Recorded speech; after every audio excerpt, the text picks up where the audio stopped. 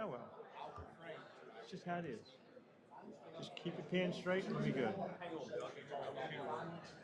like my new scarf? I do like your scarf. My mother-in-law got this for me. That's nice. I wish they would stay to listen to our discussion over the other two parts, but they put them in one. Yeah.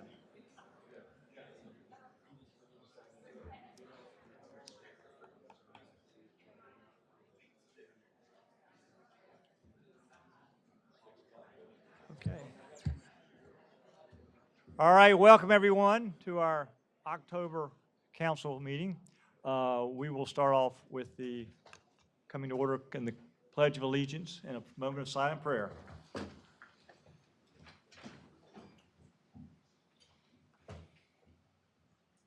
I pledge allegiance to the flag of the United States of America and to the republic for which it stands, one nation, under God, indivisible, with liberty and justice for all.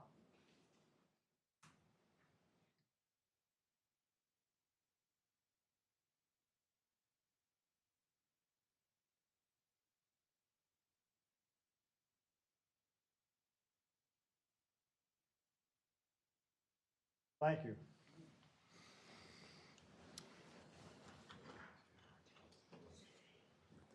So just as a little review, we have, staff works on these items for the meeting for the last month, basically. Then on last week, council gets a copy of this. We have our work session on Tuesday where we go through each of the items in detail, which is a public meeting. Anyone can come. Followed by tonight, we will have the final discussions and the vote of council on items that need to be voted. We also have a time in here for anyone to present. For 3 minutes, they can talk about basically anything. And I just want to go ahead and, so everybody understands how this works. Our time to recognize persons to be heard on the agenda is an opportunity to hear from anyone wishing to speak. This is a time for listening for counsel. The subject will be noted, and if required action or requests, the city manager will note as such and provide steps for any required response or after action. Please leave your contact details with the city clerk to facilitate communication. So if you've signed up to speak, make sure you put your address and a contact, either phone or email or both. So with that said, we'll move on with the agenda. We'll start off with the approval of the minutes from the August 22nd, September 12th, September 14th, 2023 meetings. So move, Mayor. I'll second that. We have a motion and a second. All in favor, raise your hands. All right, thank you. We also have some guests here tonight. Anyone here from Concord 101? All right, if you'll stand, please, stand.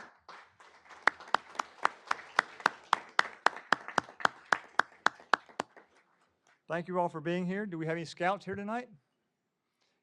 No scouts? And wait, we do? Where? Hey, yes, sir. Very good. Could you tell me what troop you're with?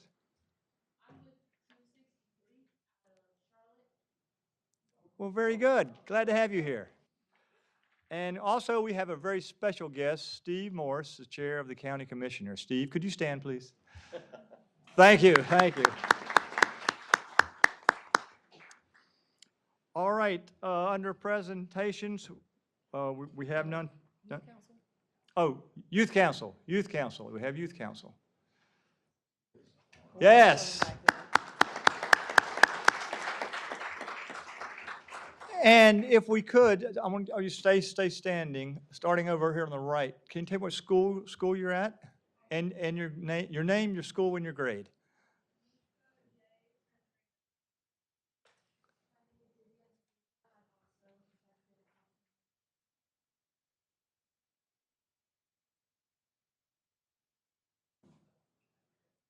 Mm-hmm.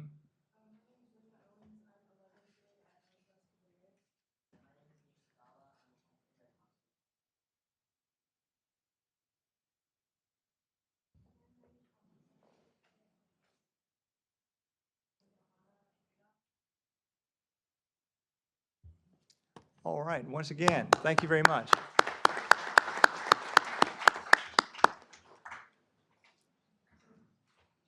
We're going to move to, we have no presentations or unfinished business. We're moving to new business. On Tuesday, we received a report dealing with the annual Concord United Committee. Under department reports tonight, we have downtown streetscape update. Thank you, Mr. Mayor. Calling Kaylee and Paige. I think they're going to tag team this effort to give council an update on the streetscape and working downtown.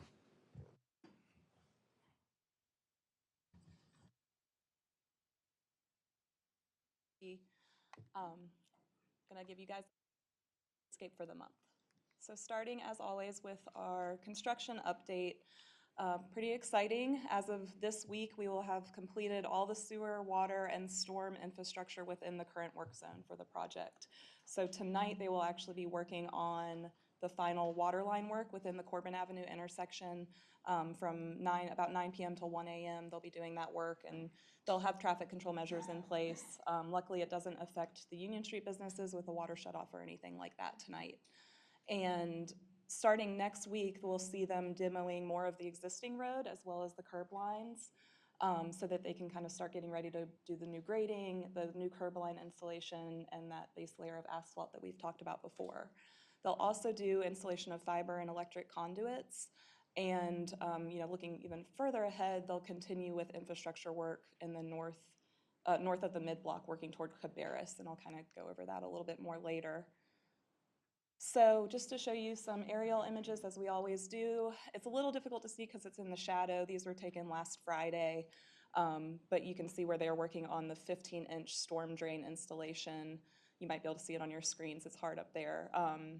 But that was kind of around the Two Gals restaurant, so between Barbrick and Corbin Avenue.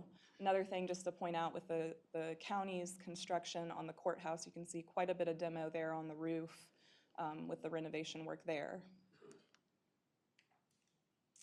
And another view looking from the mid-block south on Union.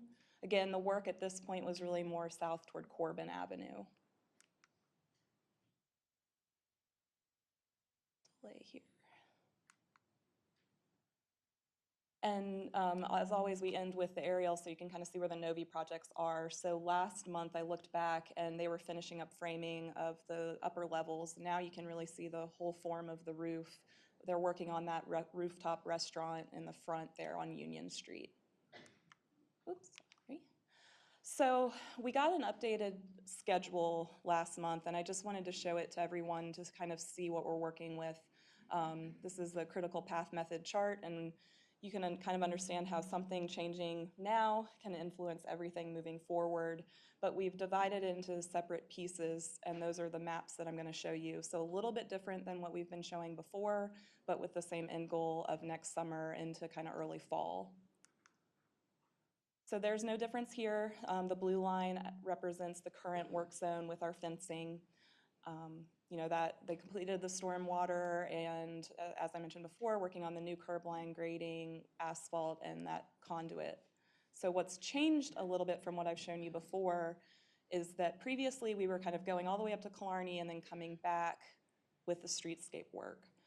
Now what we're going to see is when the fence moves, and right now it's scheduled for early to mid-November to move up to Cabarrus to Barbrick, you will see additional crews coming in behind with the streetscape efforts, working more on that surface level, curb line, sidewalk work. So what this does is it means the work zone expands a little bit beyond the actual fencing, but again, you'll see more movement, you'll see more crews out there.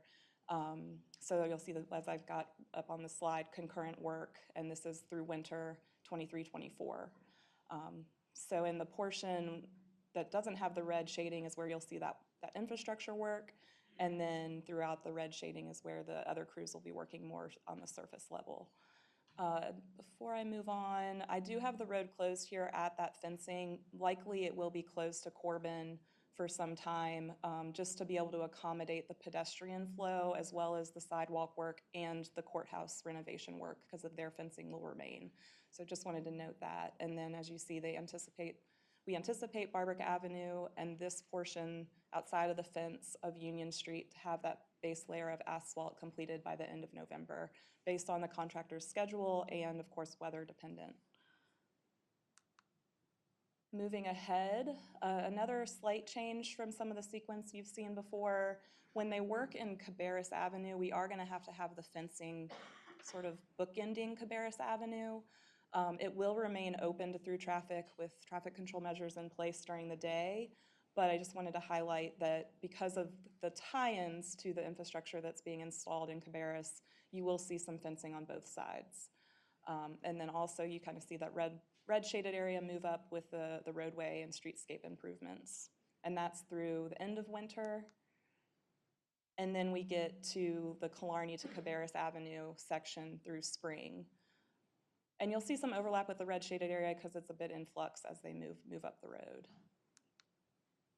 And then by the end of spring and through summer, I would say most of the fencing might come down, but there'll still be some measures in place to control pedestrian flow to keep the work zone safe. But this is more of, again, the streetscape improvements, working in the sidewalk.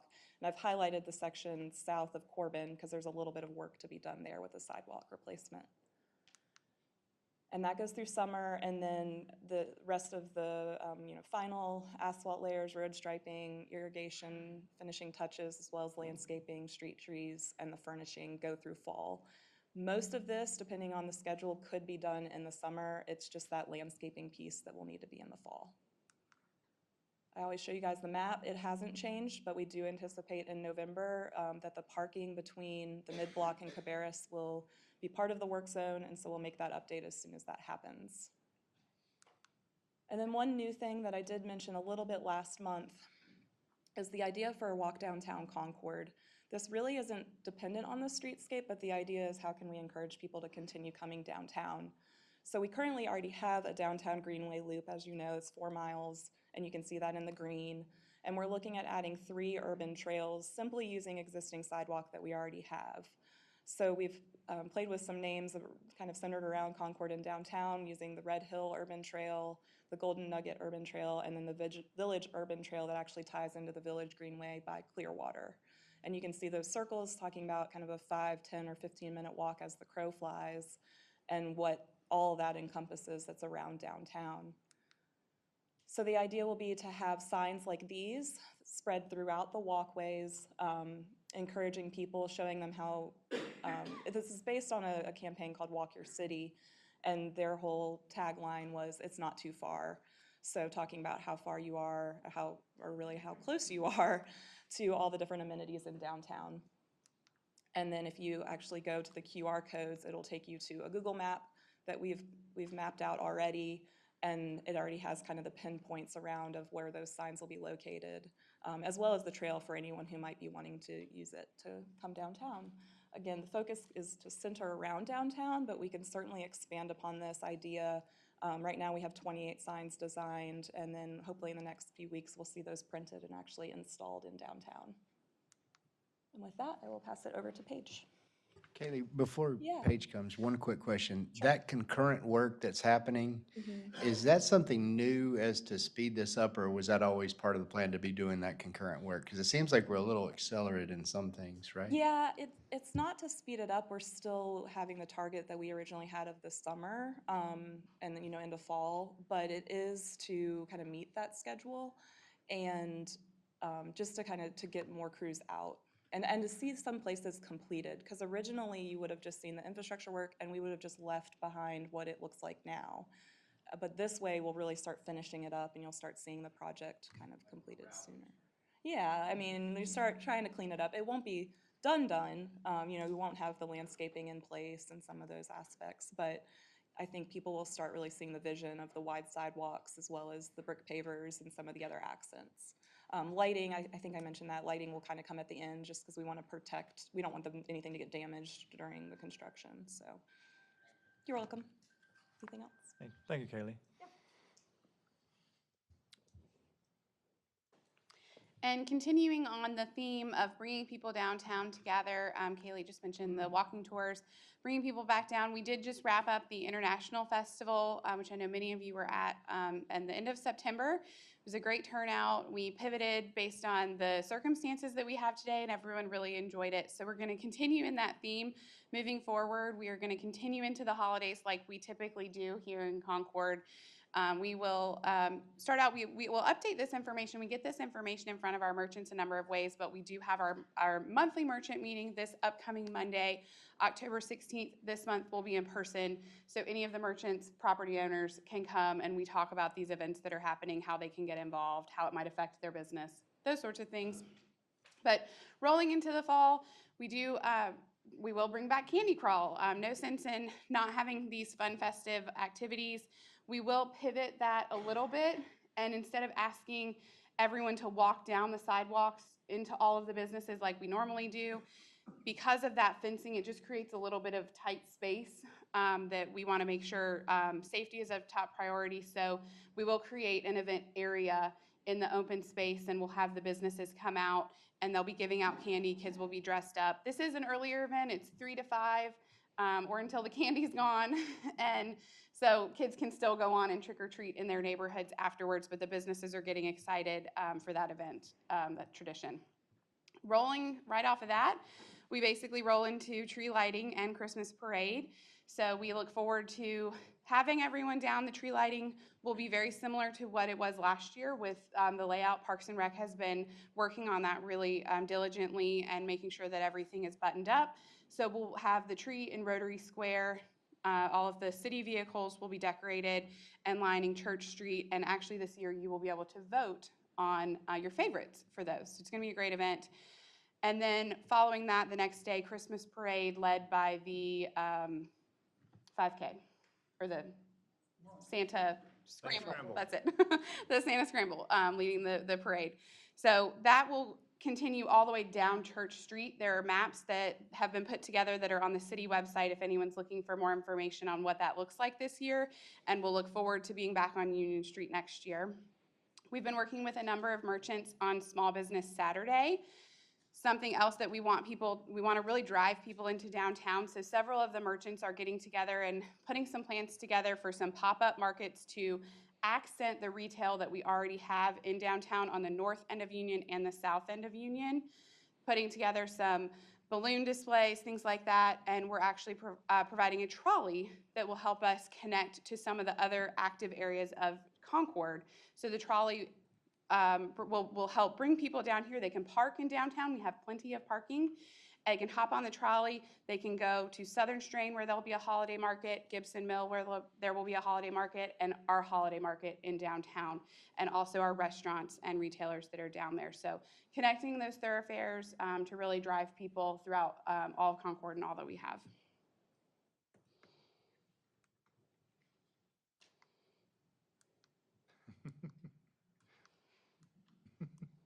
Does it go to sleep? Oh, there we go. The CVB just unveiled their Explore and Pour Trail. This is a beverage trail. One of the initiatives of North Carolina is the Year of the Trail, and so this is hopping onto that bandwagon. You can actually use the QR code that's on the screen. It'll take you to the website, but there are 17 destinations throughout all of Cabarrus County. There's 7 in Concord and 3 destinations in downtown Concord. Those include Bottle and Can, Cabo, and Little Roberts. And they're really focused on local beer or wine or distillery and driving people into those. When you go, you check in and you can actually be entered to win. As you get points, you can win a bottle opener, you can win a t-shirt like Donna's wearing in the picture, and a hat like Donna's wearing in the picture. So a fun way to drive people throughout all of Cabarrus County.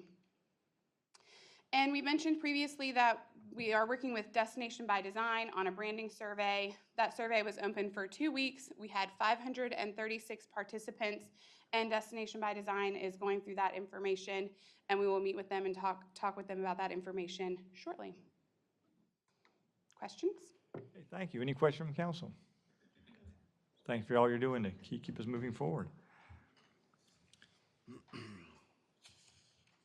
All right, the Parks and Recreation Bond update.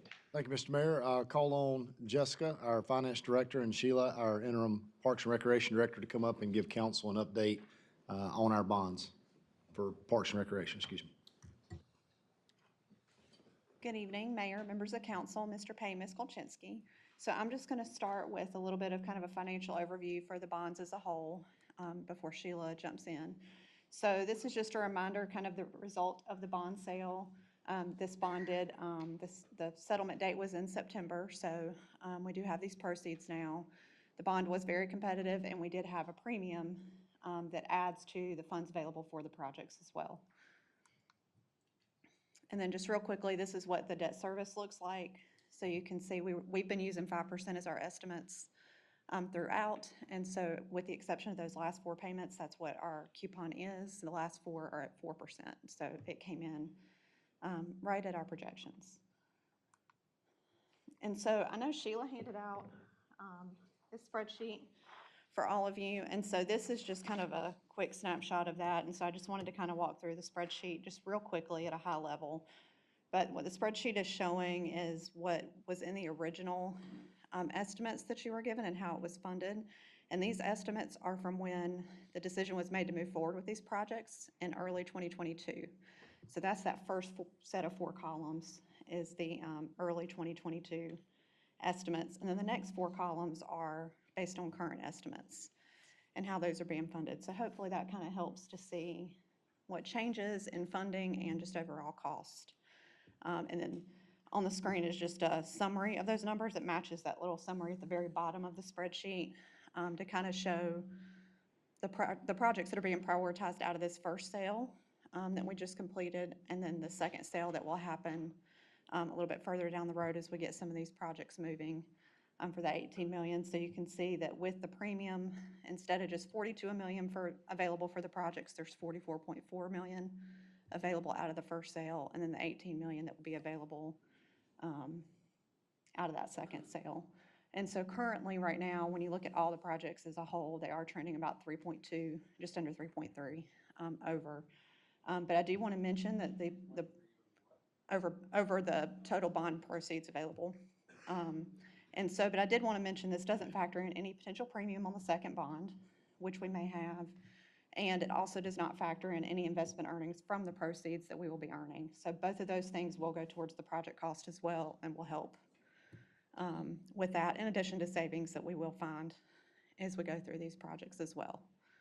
So, but these are the estimates. The only real confirmed number is the Dorton Phase 1, because that's the only bid we've got at this point. So, questions? Just one question, Bill. When's Go ahead. I'm sorry, when's the second issue? What date is that? Right now, I believe we're looking at fiscal year 26. 26, okay. Yeah, so probably the spring of 26, so the first debt payment would be in 27. Understood. So we might have some interest coming, and we may have some premium also on top of that to reduce this 3.2. Right, By like that time, obviously yeah. some of that depends on market, but that's the hope, And maybe rates will be lower then too. And well, right? So that's, just wanted to make sure you were aware of those things, that even though right now we are trending over, it's, when you look at the bond package as a whole, some of those things help to get that where it's not nearly as far out of where we want to be. Any questions on that before I turn that? Question from council. One comment I made that when you announced, I love the fact that our bonds sold at a premium. You know, we got actually more than we bargained for because of people paying more than the par value. So that's wonderful, wonderful news about that too. Right. And that just goes to show the AAA bond rating is Yeah. very important for our fiscal responsibility to maintain that, and that's part of the benefits for that. So when we talk about this AAA bond rating, you know, that's concrete, something concrete that we can say that's why that's important. Yeah, that bond rating helped us to get those competitive bids that really led to that premium and the good interest rates as well for the market. Any other questions about cost overall before Sheila goes into project updates? Okay. Thank you. Welcome, Sheila. Mayor, members of council, Mr. Payne, Ms. Kolchinsky. Tonight, we'll provide an update on all the bond projects. You also handed out in your seat from Tuesday's meeting, you asked for a side-by-side comparison for the 2 projects that were brought to you as a part of the council agenda item. And there was also a mention of bullet points to highlight the projects in detail and identifying the changes that were made from the master plan to the final design plan. Those are for Caldwell Park, or Marvin Caldwell Park, and for J.E. Jim Ramsor Park.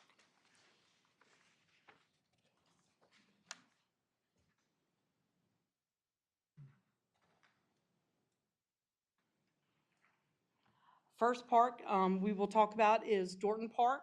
The contractor, J.D. Goodrum, has installed the required erosion control measures that are required by NCDEQ. And once those are done, we can then begin the construction. And the first phase of the construction is the stream restoration, and that began this week. Marvin Caldwell Park. We presented the Caldwell Park master plan, or the final design to move to bidding for you on Tuesday for your consideration. Public input meetings have been scheduled. The first one is scheduled for October 23rd, 6 to 7:30 at Logan Multipurpose Center. The second one is scheduled November 1st, 5:30 to 7:30 at Caldwell Park. Here is the side-by-side view of the master plan that was approved and then the final site plan. There are, again, 4 changes from the master plan to the final site plan. The first is a greenway that now cannot go down by the creek. It has to go around the large field due to bank erosions that came out of the environmental education or environmental delineation. The next is the fields. The small diamond field had to be switched with the multi-purpose field for the same reason.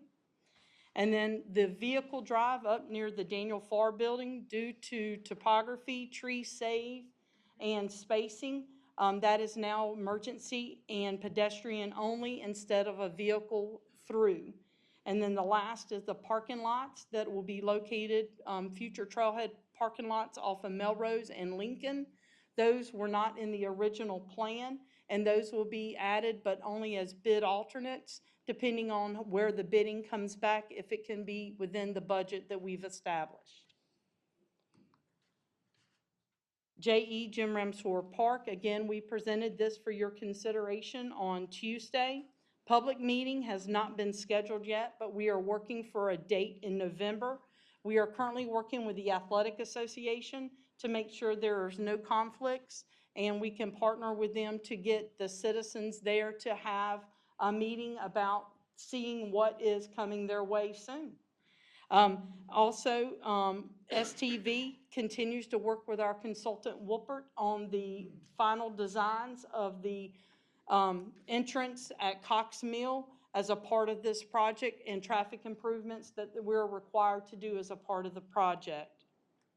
Next is the side-by-side for comparison for the master plan, and then the final site. There is only actually one change for this, and that is due to spacing and some wetland and a tributary to Clark Creek. Number 10 had to be moved where it was towards the east. It had to be moved towards the west, and that's the outdoor classroom space. Next is Hartzell Park. Our consultant, Cole, Janess, Stone, Bolton, and Mink, is moving from schematic design now into design development. This project includes improvements to the open field at the Recreation Center, which will have a new playground, new splash pad, which will have a pond theme, open space, and 4 pickleball courts. The project also includes upgrades to the existing outdoor buildings at the baseball fields and in Hartzell Park. The Academy Gibson, this is a long one, but it's the skate park, pump track, sculpture garden, community space. All those are the items that are considered as a part of this project. For the pump track skate park, we have completed 1 public workshop and 1 survey. For the sculpture garden, we have completed 1 stakeholder workshop, 1 public workshop, and 1 survey. We have had this week we did the kickoff meeting for the building that is at the corner of Kerr and Academy. The consultants, Withers Ravenel, is now taking the information we received from the public input pieces, because these are brand new parks, And we wanted to, they're taking that information, and our consultant, Withers Ravenel, and the Pump Track Skate Park consultant, which is the American Ramp Company, are taking that information, going to give us results with a site plan. And then our plan is to take that back out to the public for them to see the site plan, based on the input they provided. The Academy Gibson Fields, and I'll probably keep saying it until 2025 gets here, but Webb Field turns 100 in 2025. We are working with Fit Fields and Dodd Studios to continue the schematic design. We still are considering and exploring options for turfing the Webb Field. That includes the baseball field and the football field. But it's all depending on cost estimates as we move through the schematic design process. This project also includes a new storage room that's for athletics, programmings, and buildings and grounds. And this scope of the project is Webb Field, McAllister Field, and Gibson Field. Next is, for Academy Gibson, is the McGinnis Aquatic Center. Right now, the final plan design has been submitted to CHA, and we're waiting on their approval to move forward with this project. Dave Phillips Activity Center. The consultant for this is McAdams, and they have only been on it for about a month, and they are continuing with schematic design for this park and future park. Poplar Tent Trailhead Park. This project design will be internal.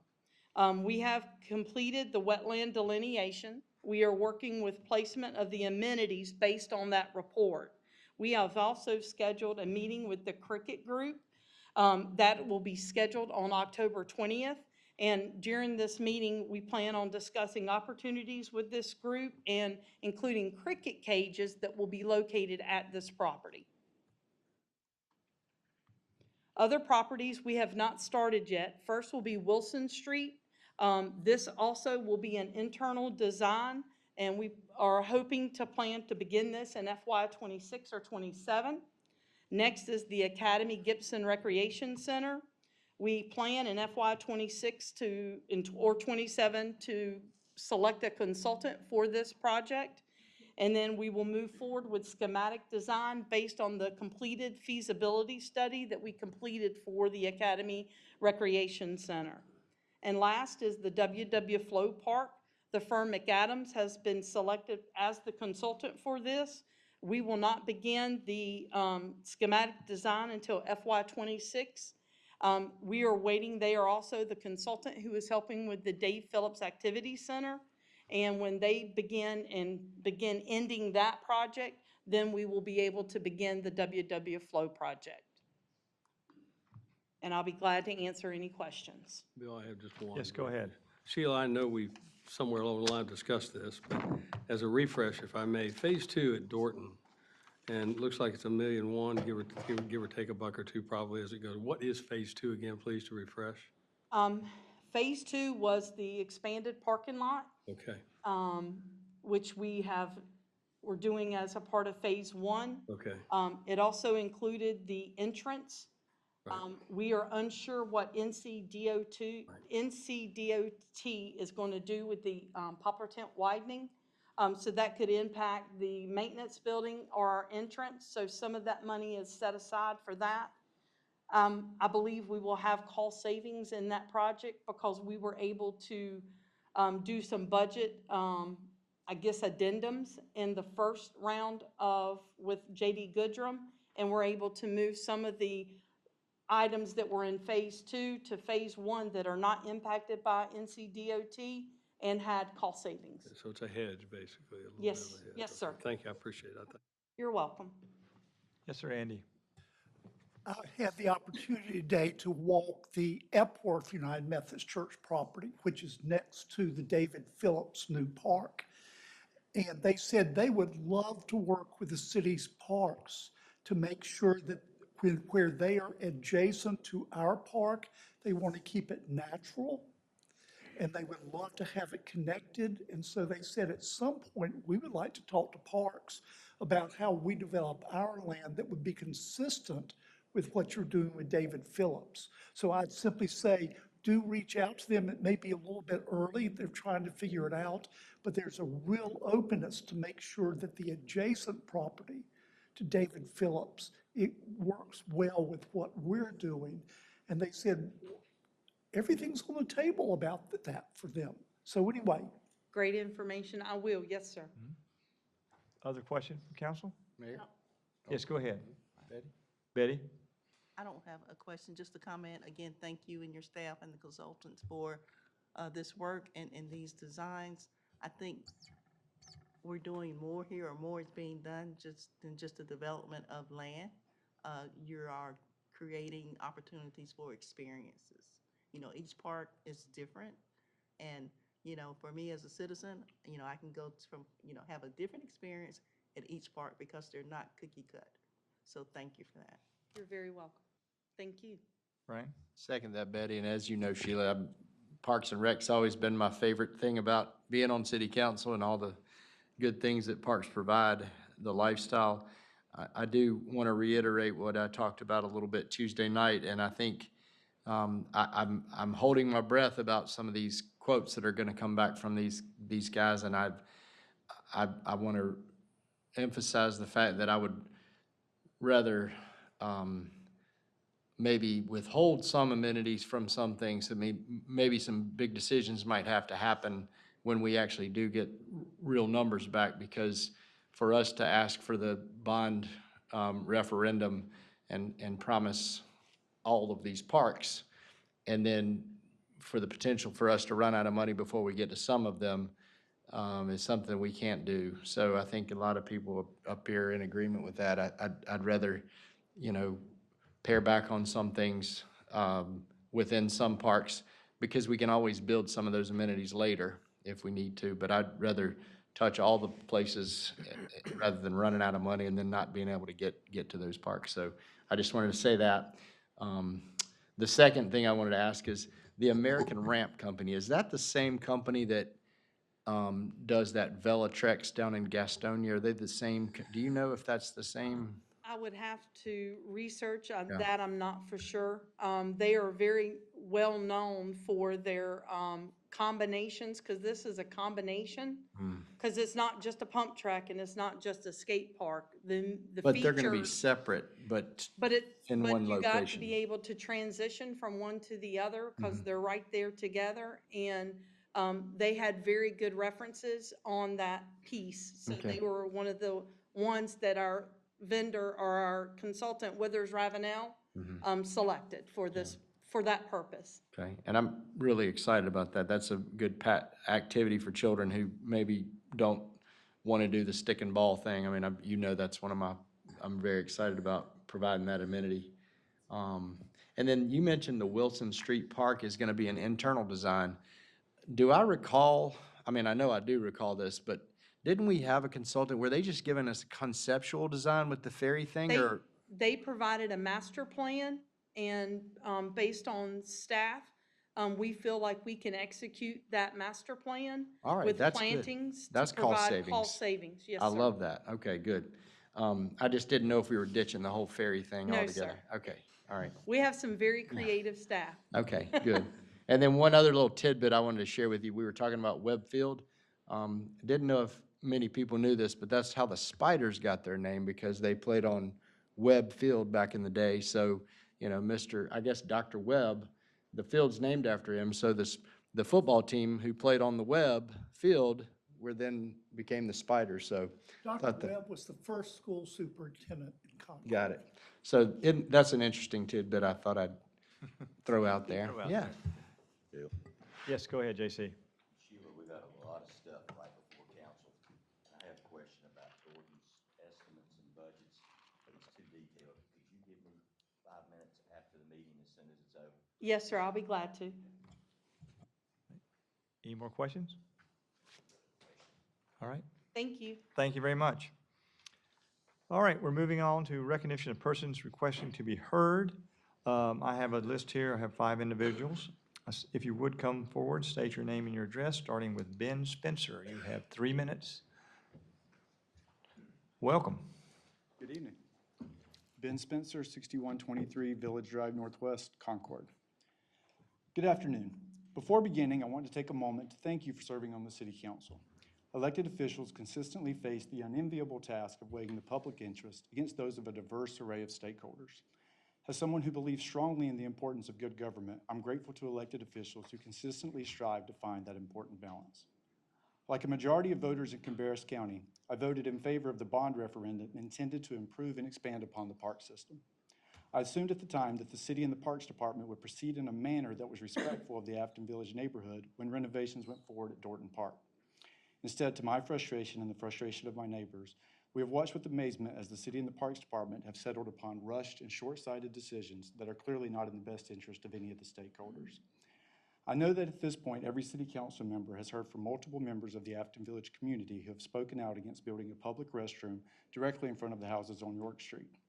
In response, we have often been told by members of the City Council and the Parks Department that community surveys and community feedback expressed a strong desire for additional bathrooms to be built in Dorton Park, and that, owing to the floodplain, the York Street location on the west side of the park was the only option. It now appears that these survey results have been greatly overstated. At the first community engagement session in April of 2019, 50 participants provided feedback. On a board where participants placed over 150 dots answering the question, "What park amenities are important to you?" bathrooms were not mentioned. A photo from the Independent Tribune confirms that bathrooms aren't mentioned on the board or in the other comments section. On the master plan feedback section of the park plan, one comment stated that new restrooms are a good idea with no further qualifying information. In the notes from the November 2019 community meeting, the comment section included one mention of a second restroom being important with no information as to the number of people from the meeting who supported the idea. During this meeting, a drawing showed the second bathroom being moved into the floodplains area of the park on the west side. This was approved by council in September of 2020, even though it should have been obvious that a bathroom could not be built in the floodplain. Sometime between January and September of 2023, the decision was made to move the bathroom along York Street because of the floodplain. Afton Village residents weren't made aware of this decision until September 9, 2023. We were then told on multiple occasions by Park and City Council members in the ensuing weeks that the request for a public restroom on the west side of the park came from public input. This appears misleading at best and a deliberately false justification of the decision-making process at worst. What seems more likely is that the city and the Park Department were looking for ways to excuse a rushed and flawed decision-making process that exposed the city's lack of due diligence in their plan to build a second restroom, as well as their failure to communicate in a timely manner to their constituents. I strongly encourage City Council members to either consider expanding the current restrooms at Dorton Park or delay the bathroom part of the project until a better solution is found. Going forward, I hope that the City Council and the Parks Department will be more transparent in their communications. Thank you. Thank you, Mr. Spencer.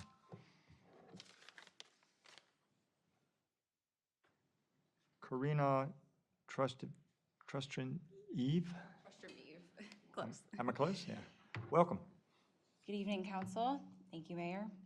I'm Karina Trustramiev, and I currently live at 72 Huey Street Northwest in Concord.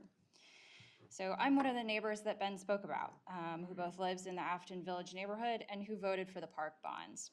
However, how those funds are being spent is why I'm here tonight, specifically in reference to the public support for the bathrooms and tree removal in Dorton Park. So as Ben has already regaled you with some of the layout of how that public input process went through, I won't repeat him, but being a former regional and town planner myself, I understand the importance of public engagement and public input and feedback. So with those two public input sessions, the bathrooms were not mentioned as an element that citizens identified as something that they wish to see in the first session.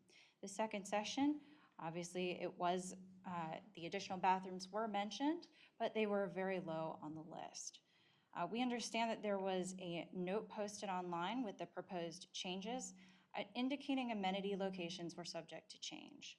Yet the final location of the proposed new restroom was not indicated to the public until September of this year, right before construction started. There is not much public input to support adding a second bathroom.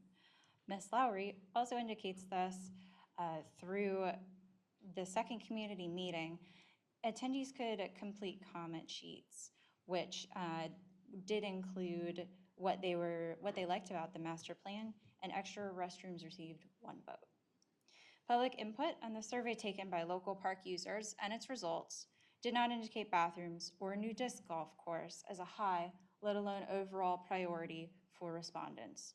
While there is general apathy towards a new disc golf course, residents are also concerned about tree removal. Understanding that stream restoration does involve tree removal is one thing, but in the slider map of changes that is listed on the City of Concord's website, Dorton Park is shown without a current copse of trees surrounding parts of the northernmost section of the paved trail. These trees include hardwoods, which, per Olivia Menzer of the NC Wildlife Resources Commission's report to Rebecca Stubbs, dated June 1st of this year, should not be cut down between April and November. Obviously, today's date is still within that range. There's also feedback from the public input session, as indicated in the Dorton Park Master Plan on pages 34 and 43, that indicates more trees are wanted, not less, by multiple park users.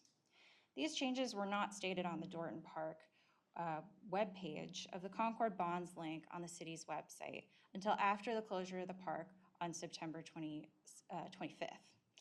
I hope that each of you will choose to re-examine what residents think is a hastily thrown together improvements plan. Thank you. Thank you very much. Chastity Dolan?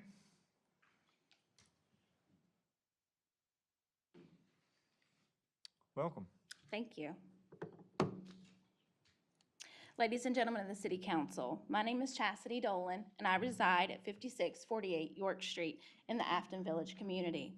Thank you for giving me the opportunity to address you today regarding the proposed renovations to Dorton Park.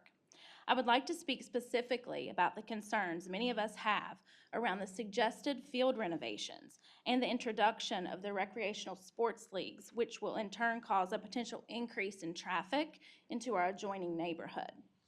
First, let me begin by expressing my appreciation for the city's commitment to improving parks. Green spaces are essential for our well-being and our community cohesion. However, it's essential that any changes made align with the needs and the values of our community. The proposed introduction of recreational sports leagues at Dorton Park has raised concern among residents. While organized sports can be a great way for people to stay active and engaged, we must carefully consider how these activities might impact the park's natural character, as well as what implications these activities may have on surrounding neighborhoods. Moreover, I would like to address the potential increase in traffic that such problems may bring to our neighborhood. More cars on our streets could lead to increased noise, pollution, and safety concerns for our neighborhood residents.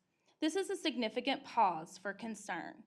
We must ensure that any developments are carefully planned to mitigate these potential issues and that concerns of the local residents are taken into account. I propose that the City Council engage in a more extensive research regarding the impact recreational sports leagues could have on the neighborhood that surrounds Dorton Park. The streets on Village Drive and York Street are not designed to support the parking needs for Dorton Park. Unlike the streets along Burke Drive that have dedicated on-street parking, there are none of these parking measures on the west side of the park.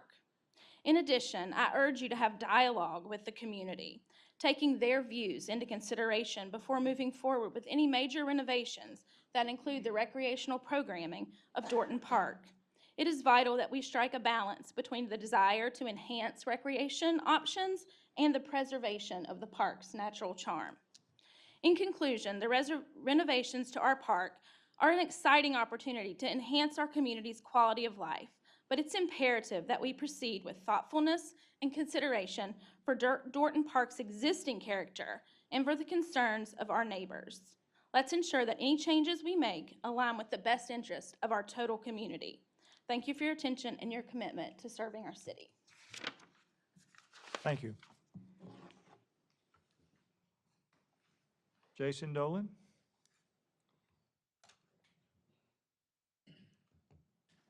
Good evening. Good evening. Mayor, City Council, my name is Jason Dolan, and I also live at 5648 York Street. Thank you for giving me the opportunity to address you on this important issue today. I stand before you to express my concerns and opposition to the construction of the proposed park bathroom directly in front of the houses on York Street. First and foremost, I want to emphasize that we all recognize the importance of public facilities, including bathrooms in our parks.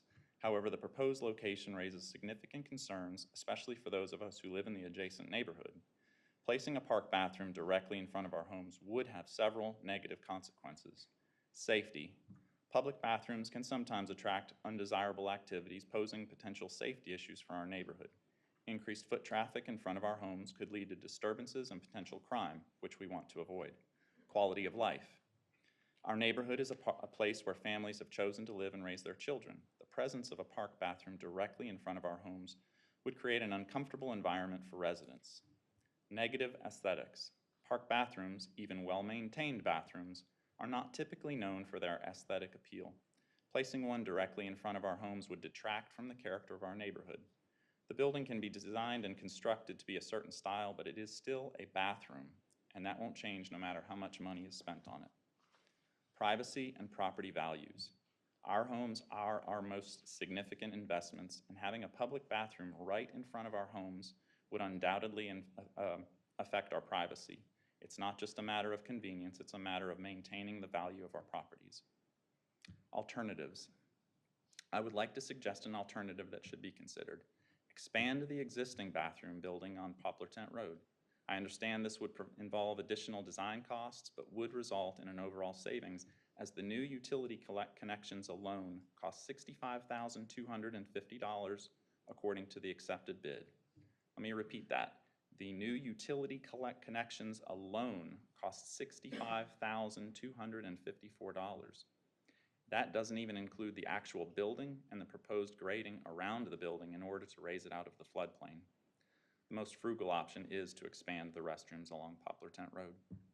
In conclusion, while I am in complete support of improving our city parks and providing necessary facilities, I believe it is crucial to consider the negative impacts of the proposed location on the adjoining neighborhood.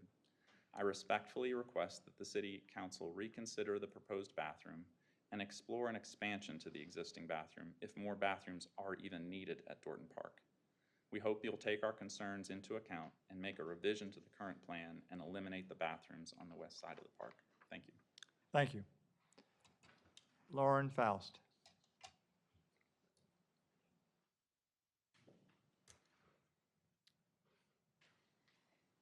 Good Welcome. evening. Hi, thank you.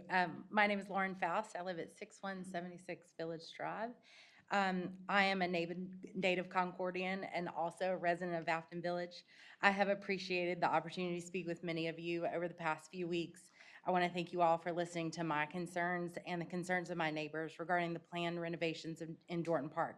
I would especially like to thank Ms. Hubbard for our conversation this week and her work to help bring about a compromise solution. As I have mentioned to all of you, I love Dorton Park. The park is the backdrop of my children's lives. My boys, who are 5 and 3, love to do their work in the park. And by work, I mean picking up sticks and dragging them home and using their trucks to dig holes along the gravel paths. I voted for the park bonds because I want to see the park improved. This is a community park and I want to see it loved by the residents of Concord like it's loved by my family. I have spoken to you often about our desires for a compromise. Renovating the existing bathrooms is the compromise and the way to make this right. During the planning process, mistakes were made. As Ben and Karina mentioned, there are no surveys saying people want additional bathrooms in the park. There is no record of someone requesting the bathrooms to be moved to the west side. For years, the new bathrooms were placed in a floodplain where they could have never been built. Afton Village homeowners were left in the dark for months about the relocation of the new bathrooms to York Street. These are the facts. But you can make this right by compromising and deciding to renovate the existing bathrooms. Ms. Hubbard graciously asked for a cost assessment for renovating the existing bathroom. I know you all have copies of that document, and I want to address the two concerns you must have: time and money. In Part C of the itemized bid tabulation, there is well over $65,000, like Jason said, in running the sewer and water lines to the new bathrooms. Part A includes the materials for building the new bathrooms, and this part is a lump sum bid, so the costs are hidden. The savings could easily be over the $170,000 mentioned in the assessment. Also included in the bid tabulation is a 5% contingency estimate of over $200,000.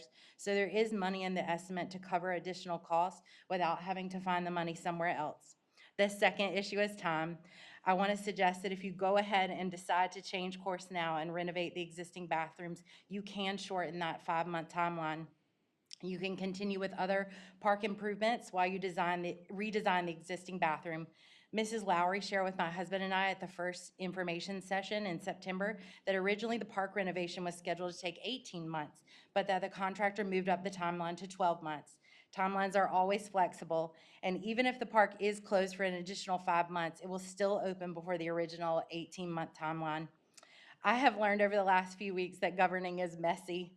There's no perfect solution, so compromise is inevitable. Renovating the existing bathrooms is the compromise. It is the way to make this right. Thank you. Thank you very much. I have no one else to speak on this or any other topics. But let me, is there anyone like to speak on this item before we move forward? Okay. Bishop Jordan, would you like to come up and speak for three minutes? Good evening, Mr. Mayor, council members, and attorney, all the community people here.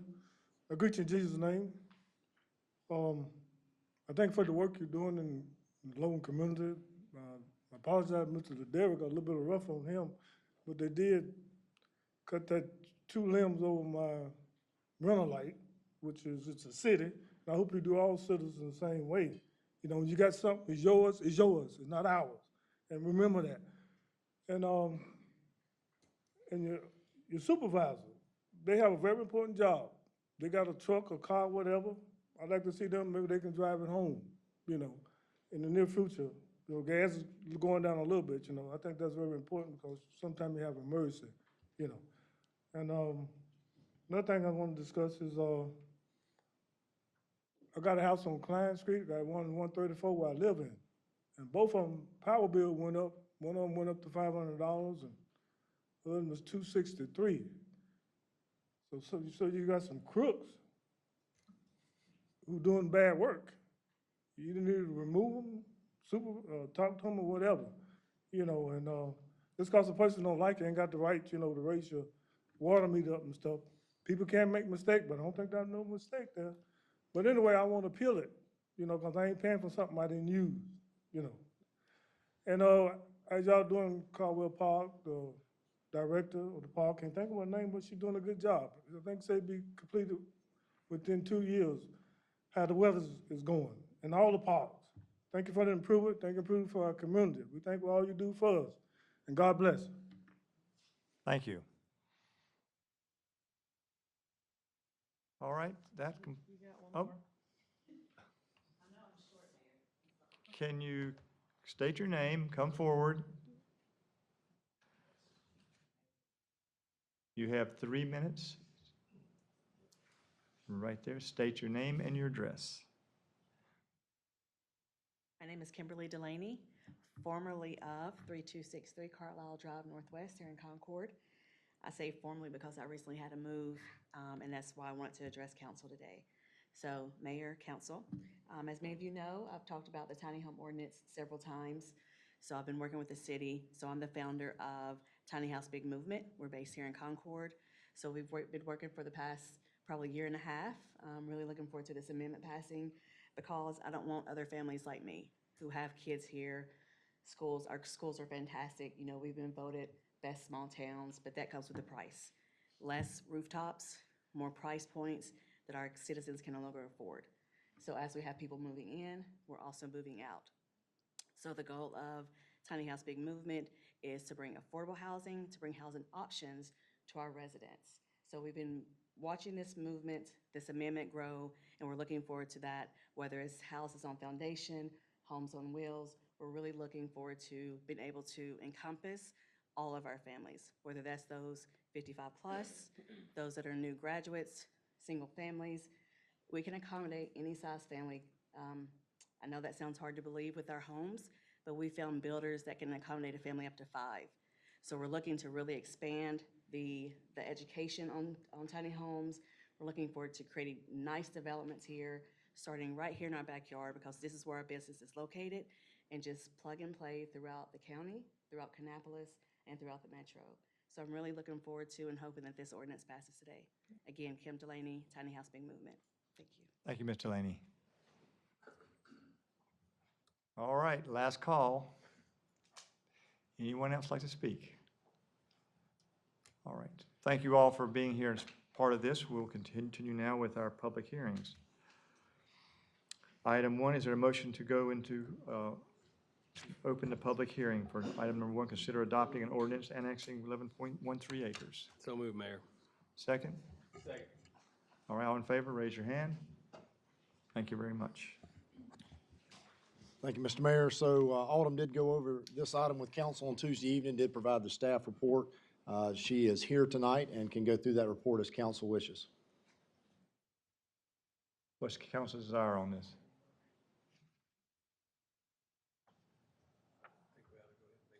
You got one person signing it. Okay. All right, I have one person signed up, Michael Newman. Didn't know that. Come forward, please. Welcome. I see that you're a proponent for this, so. Yes, sir. Actually, my name's, good evening, Mayor and members of council. My name is Michael Newman. I live at 215 Johnston Street in Rock Hill, South Carolina.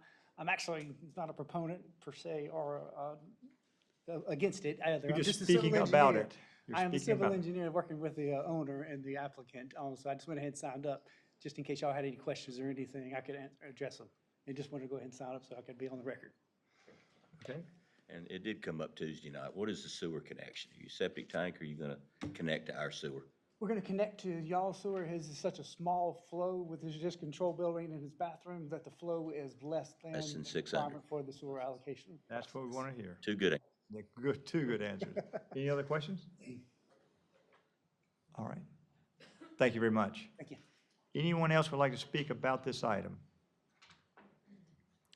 There's no one else to speak, so therefore a motion to close the public hearing. Second. Motion is second. All in favor, raise your hand. Back to council for a recommendation. Mayor, I move we adopt the annexation ordinance for this project. I'll second that. We have a motion and a second. Ready to vote. All in favor, raise your hand. Thank you very much. That's all we had to do for this item, is that correct? Yes, sir. Okay. All right, we'll go to item number 2, consider adopting ordinance amending Article 9, Special Purposes Overlay Districts. Is there a motion to open the public hearing? Okay, we got a motion second, ready to vote. All in favor, raise your hand. All right. Thank you, Mr. Mayor. Kevin did provide the staff report to council on Tuesday evening. This is what is called or dubbed the tiny home ordinance. So he's here tonight, prepared to give that presentation or any piece of it if council so desires. All right, council, want to hear any more dealing with that? We're good? And Mr. Delaney did speak about that a few minutes ago, so thank you for that. Anyone else like to speak about this item? There's no one else to speak, so there's a motion to close the public hearing. Motion is second. Let's go ahead and vote. All in favor, raise your hand. Okay, thank you very much. Okay, before you, you will see the proposed statement of consistency. And so we would need either a motion to adopt that or discussion on changing it. Mayor, I'll make the motion to adopt this statement of consistency for this execution of this ordinance. All right. I'll second that, Mayor. A motion is second. Ready to vote. All in favor, raise your hand. All right, second part. The second part is to adopt or deny the proposed ordinance change. Is there a motion? I'll make the motion to adopt the proposed changes. Very good. We got a motion and a second, ready to vote. All in favor, raise your hand. Thank you very much. So that completes our public hearings tonight. Moving on to presentation, petitions, and requests. Number 1, consider authorizing city manager to execute a contract with M.H. Graves. Thank you, Mr. Mayor. Andy went over this item with council on Tuesday evening. This is for to amenitize 14 bus stops in Concord and 5 in Kannapolis for a total of 19. Contract will be with M.H. Graves Construction Company. You can see the project was bid out. The low total bid is $397,991. We'd ask council to allow us to move forward with the contract. All right, thank you. Is there a motion? Second. We got a motion and a second, ready to vote. All in favor, raise your hand.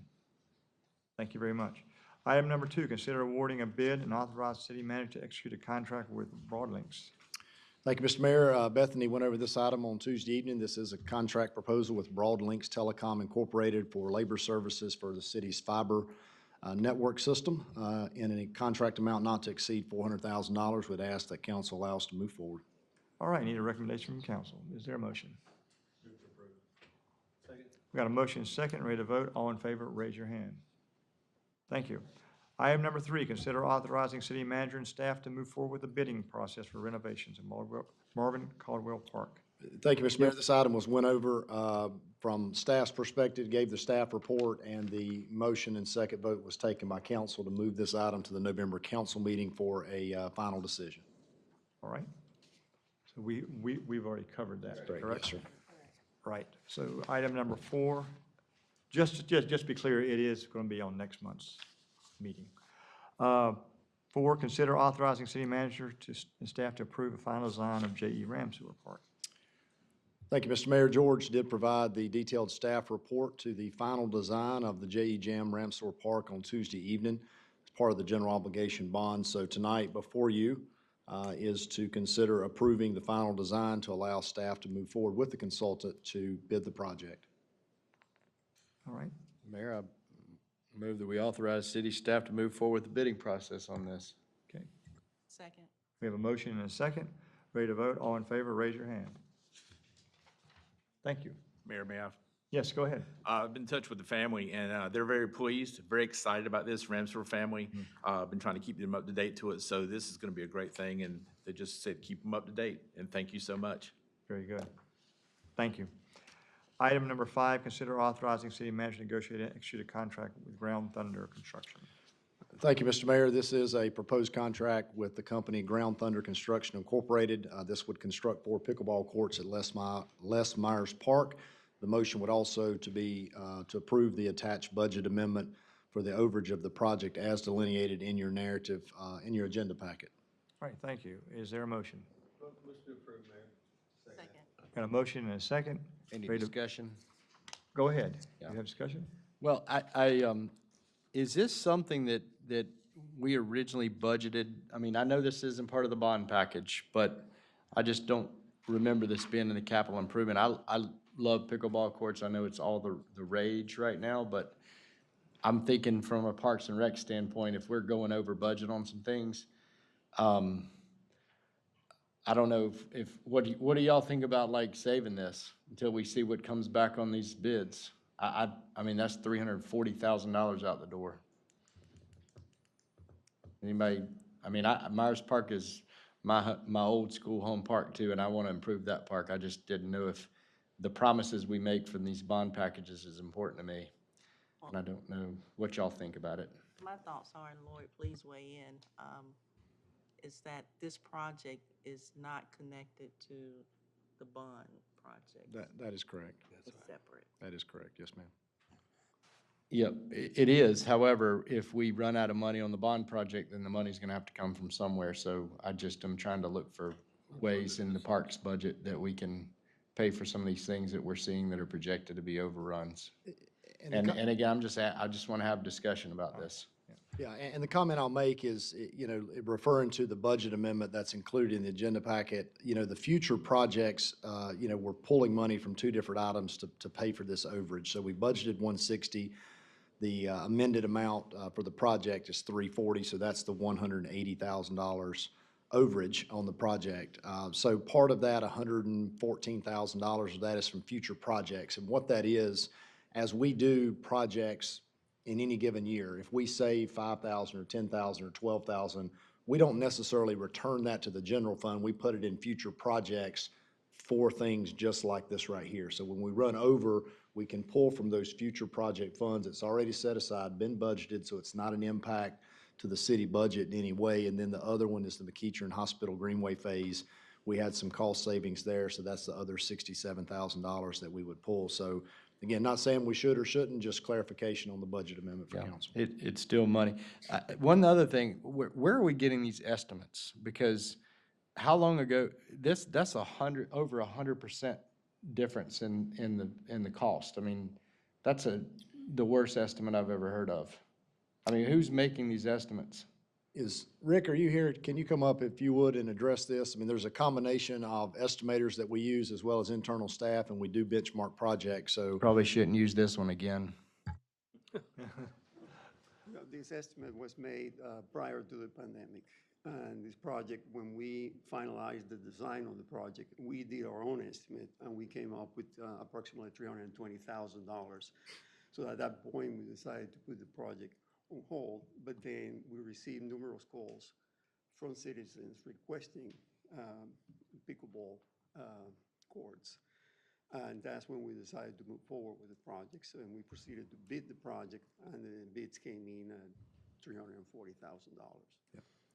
But it was a pre-pandemic estimate, and then when we went to the final design, we found out that there were some issues that had to be addressed, like soil improvement, because the park is built over a landfill.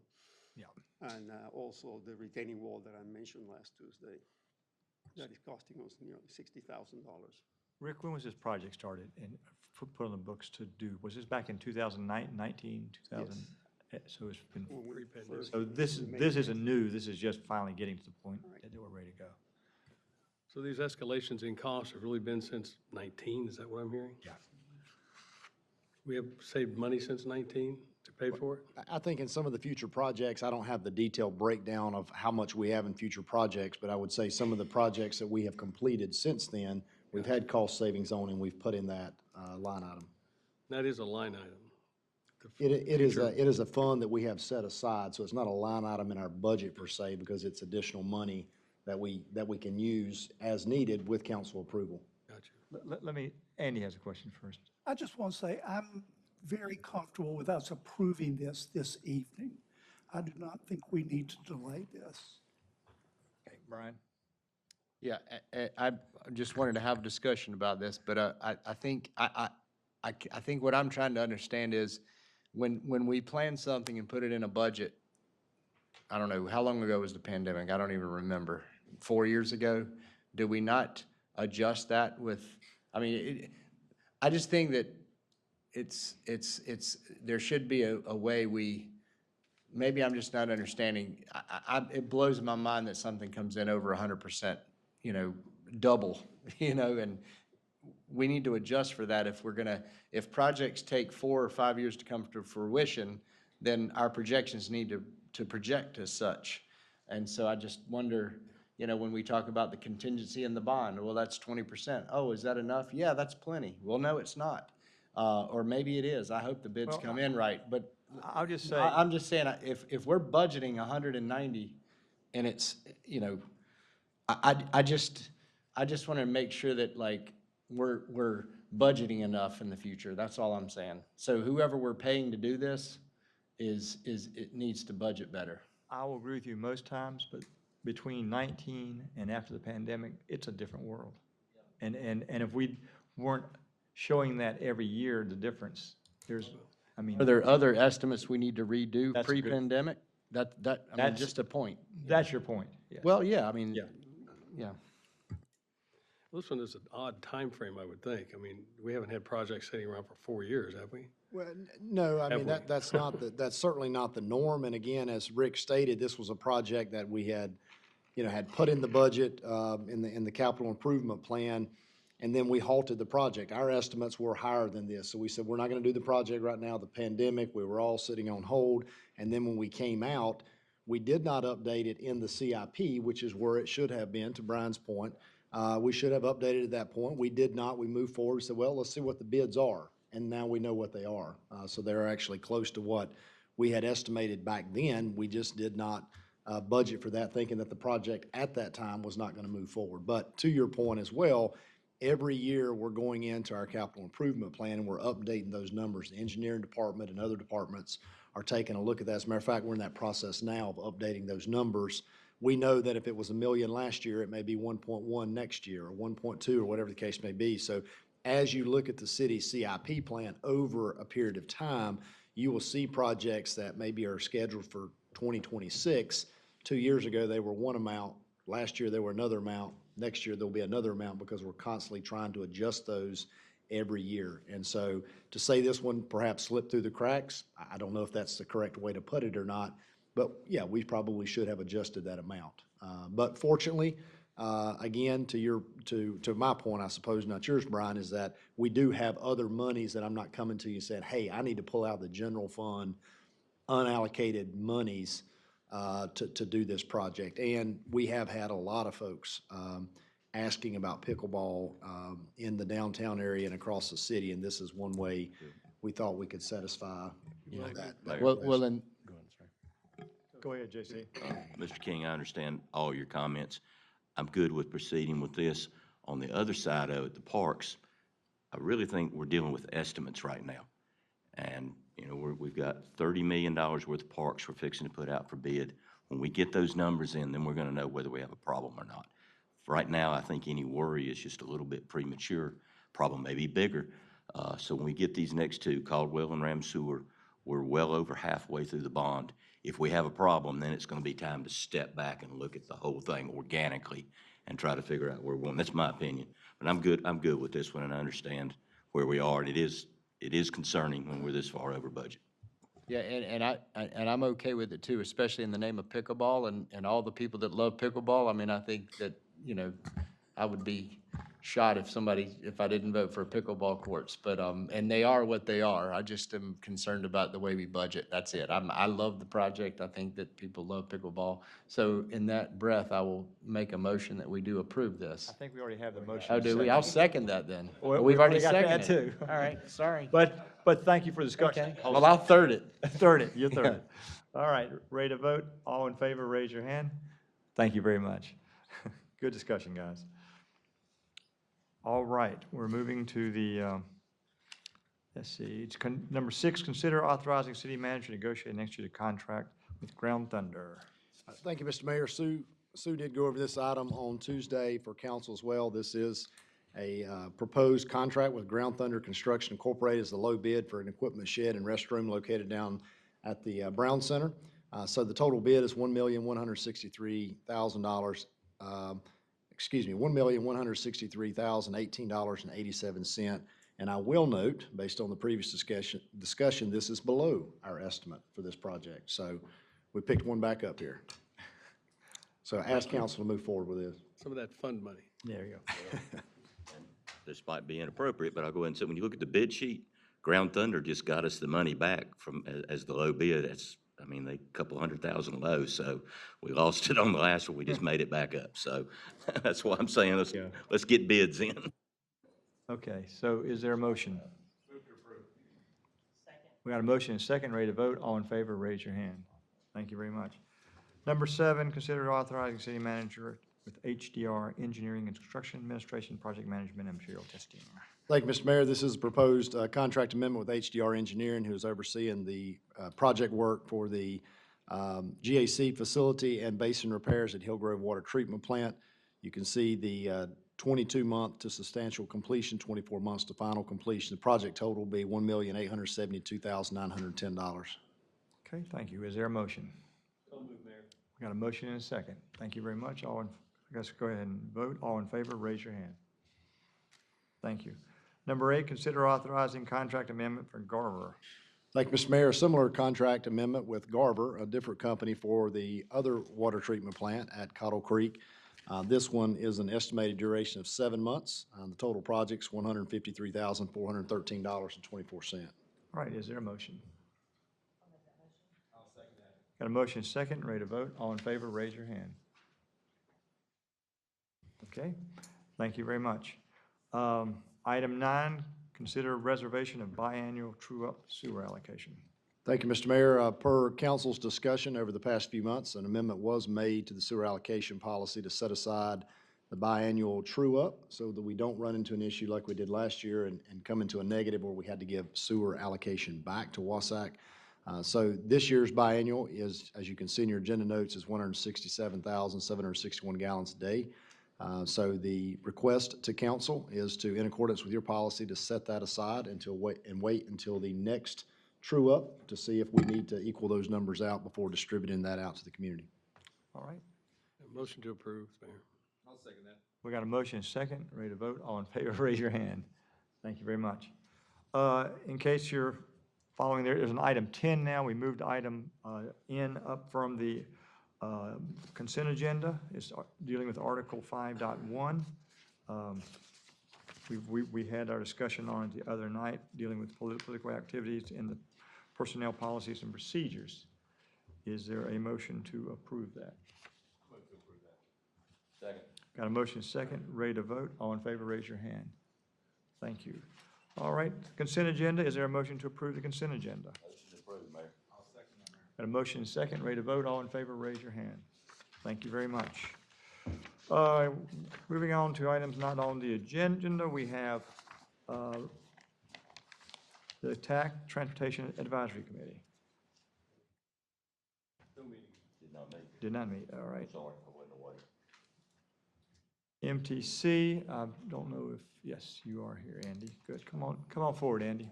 Sure. Mr. Mayor, members of council, no pertinent items on MTC for the month of September for City of Concord. Okay, Nothing to address. thank you very much.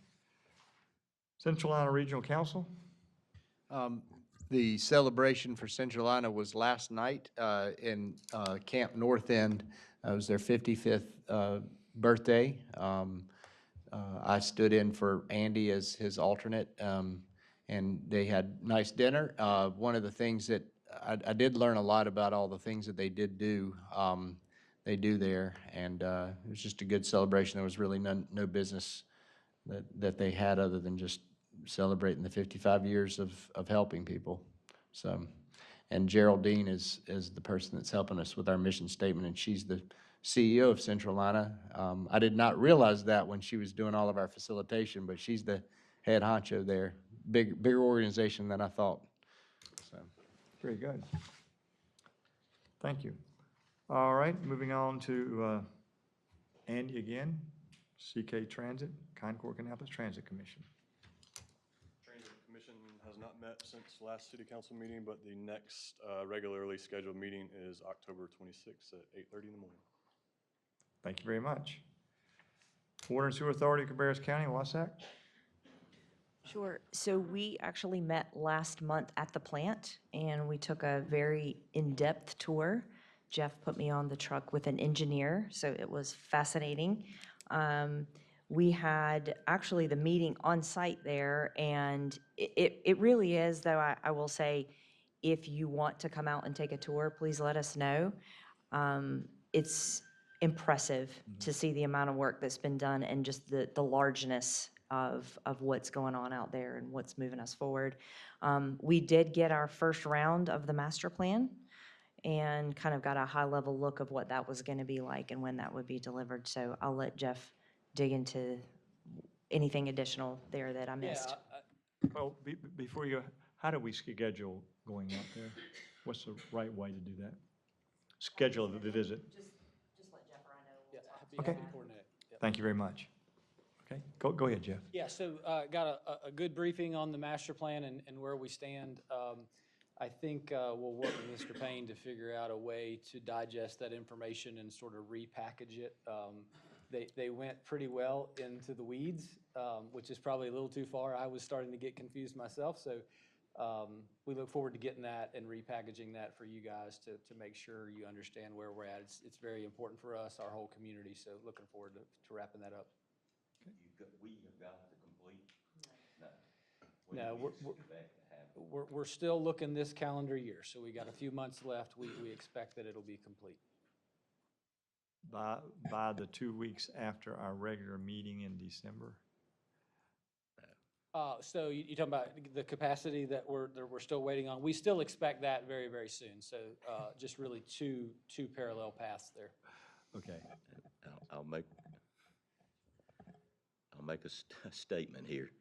Until Jeff can get this digested and get us this detail, I feel like it's going to be very hard to complete a strategic plan without knowing where our water and sewer is. That's just a a thought to put in your heads. You can sleep on that tonight. I will say, detail does not even begin to describe how Yeah. this meeting was. I mean, when Jeff said, "I'm lost," I was like, I lost it 30 minutes ago, right? I mean, it is, which is great, right? Because part of the reason and part of the delay has been because of the extensiveness of it and joining kind of other municipal areas to be able to dig in further, which there were a couple things that I did get out of that, and that was one of them, was this is going to take us so much further from an informational perspective. So I do think, I completely hear you and what you're saying. I also think that it's going to be worth the wait, right, kind of thing, and getting that information. But I do piggyback, and we fully recognize that this is limited. It's a very limited resource, and how we, not only from our strategic plan, but how we make these decisions in December, I 100%, but I don't know that, I mean, Jeff might be able to give, and I don't want to speak for you, but maybe a high-level piece of that, enough that we'll be able to kind of have that information and feel like we're making good decisions. But as far as a huge digest, I mean, I don't even know, I don't know that they updated a timeline from that perspective, other than we are on schedule.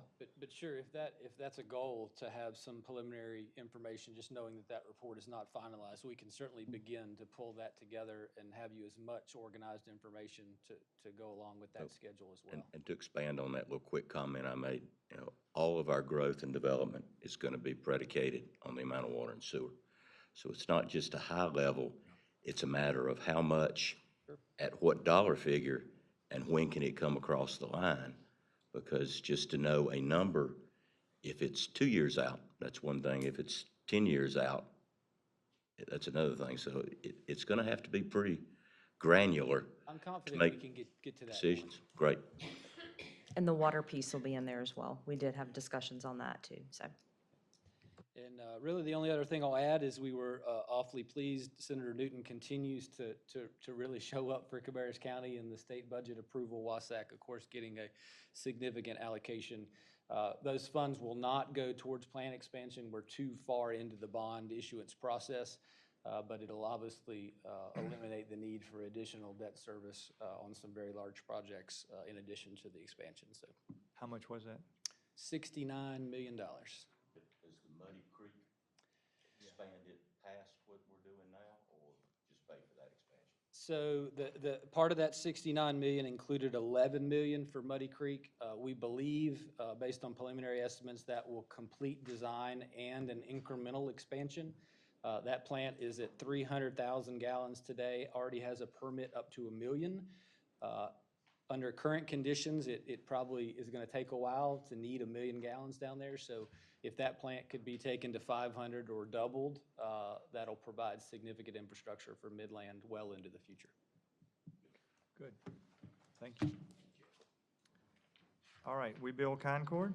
I think the majority of council attended the breakfast annual meeting Monday.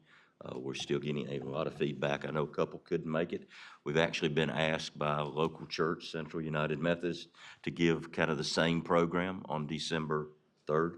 If anybody wants to attend that as our guest, 9:45. Everything's moving on. And again, we had a construction meeting today.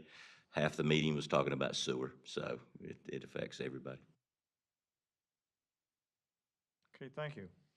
Public Art? No report, Mr. Mayor. Concord United Committee? No report, Mr. Mayor. Yes, we did get the report and our Tuesday's work session. I have one thing to add. The Metro Mayors we have a rail group, inter-city rail group. We had a meeting yesterday, and believe it or not, there's 12 corridors that they're submitting, and it's from Asheville to Salisbury to Raleigh to Wilmington, and then going north to Richmond from Charlotte, and various things. And I'm not sure that they can be able to get the funds for it, but they're pushing hard. And we had the meeting with the CEO of Amtrak there, along with the head of North Carolina Rail. So it is interesting, and intercity rail is what we can see something happening as opposed to light rail. We will not see light rail here, period. Yeah. Oh, yeah, and the Metro Mayor's annual meeting will be here the Thursday, Thursday the 7th, I believe, in December. And we will be having, it's always good discussion. We'll have all the large cities here, the mayors from the large cities, and I want to try to figure out how to get us all involved in that event. So, thank you very much. Anybody have anything else they want to add? Nothing? All right, with that said, is there a motion to adjourn? I'll second that. All in favor, say aye. Aye. Thank you very much. Everybody have a good night. Thank you very much. Don't get me wrong, I'm not complaining, but I was under the impression somebody was gonna raise Dork Park back up. Rain? I thought there was gonna be a motion to reopen. No. They decided against it. Okay, Yes. I was all prepared I and know, everything. I know it, and I wasn't going to be the one that says it. I had the rules open so I could read them to you. We've been.